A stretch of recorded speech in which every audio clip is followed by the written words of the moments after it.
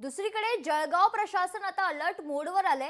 जळगाव विमानतळावर सुरक्षा यंत्रणा वाढवण्यात आली आहे। पोलीस पथकासह महाराष्ट्र सुरक्षा दलाचे पथकही या ठिकाणी खरं तर तैनात करण्यात आलेले आहेत। येणाऱ्या जाणाऱ्या प्रत्येकाची तपासणी करण्यात येत असून संभाव्य आपत्कालीन परिस्थिती पाहता सुरक्षा यंत्रणेत कोणतीही अडचण येता कामा नये यासाठी संबंधित अधिकाऱ्यांच्या सुट्ट्या रद्द करण्यात आल्या।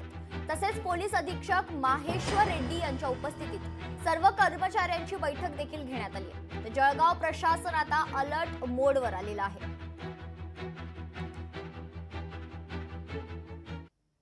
पहलगाम हल्ल्यानंतर भारत आणि पाक यामध्ये युद्धजन्य परिस्थिती निर्माण झाली होती। त्यानंतर देशात पूर्ण अलर्ट मोडवर प्रशासन आल्याचं पाहायला मिळत आहे। आपण आहोत जळगाव जिल्ह्यातील एअरपोर्टवरती की विमानतळावरती आहोत। या ठिकाणी पाहू शकतो आपण की MSF असेल, त्यानंतर QRT असेल, स्थानिक पोलीस प्रशासन असेल, हे अलर्ट मोडवर आलेलं आहे आणि त्याच पद्धतीने आपत्ती व्यवस्थापनाचे कर्मचारी देखील अलर्ट मोडवर आलेले आहेत। विमानतळावरती कडेकोट हा बंदोबस्त लावण्यात आलेला आहे। एवढंच नाही तर येणारे जाणारे जे प्रवासी आहेत यांची देखील कसून तपासणी केली जात आहे।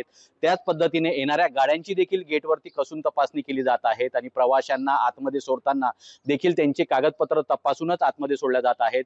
पोलीस अधीक्षक महेश्वर रेड्डी यांच्या उपस्थितीमध्ये नुकतीच पोलीस प्रशासन असेल, त्यानंतर QRT पथक असेल, विमानतळावरील प्रशासक असेल यांची बैठक या ठिकाणी पार पडलेली आहे आणि जिल्हाधिकारी आयुष प्रसाद यांनी काही सूचना देखील या संदर्भात दिलेल्या आहेत। जे काही कर्मचारी सुट्टीवर जाणार होते त्यांच्या सुट्ट्या देखील कॅन्सल करण्यात आलेल्या आहे आणि जळगावच्या विमानतळावरती या ठिकाणी कडेकोट पोलीस बंदोबस्त लावण्यात आलेला आहे।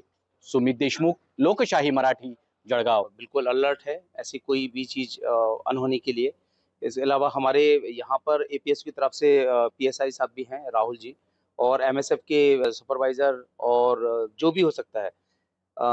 एक स्पेशल मीटिंग हमने कल कंडक्ट भी की है। उस मीटिंग के तहत जो भी इंस्ट्रक्शन हमको मिले हैं, हमने सभी एयरलाइंस को, सभी स्टेक होल्डर्स को निर्देश दे दिए हैं कि उनकी तरफ से क्या किया जाए।